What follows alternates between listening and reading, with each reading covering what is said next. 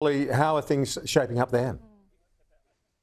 Well, we know Victoria is a progressive state and also largely seen as a must-win state in order for the Voice to Parliament referendum to succeed. As you mentioned, I'm here with Shadow Home Affairs Minister Senator James Paterson. Thank you for your time today.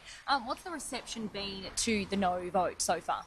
Well, I've travelled around 17 pre-polling booths and 17 electorates across the state over the last 2 weeks, and my sense is that in inner-city constituencies like this, in Kooyong, they'll probably vote yes, although maybe not as much as their local member thought they would and predicted they would just a few weeks ago.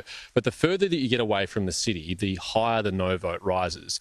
And in traditional Liberal Party constituencies like Menzies and Deakin and Aston and Casey, I think they'll probably vote no. And most interestingly, I think in some traditional Labor Party constituencies like Gorton and Fraser and Calwell and McEwen, even Holt and Bruce, I think they're probably going to vote no too. The sense I got on the booths from voters was very much that they did not want to be divided, and that was the message that they were really strongly responding to. I mean, regardless of the result today, how do we work together to close the gap?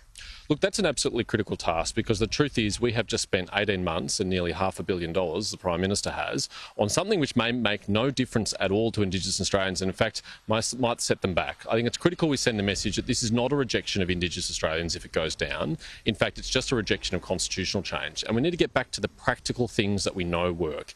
Getting people the services they need, getting them the safety they need, getting them the housing and the shelter and the security that they need. And if we can do that, I think that'll make the most tangible difference for those Australians. Senator James Paterson, thank you for your time today. Back to you, Kieran.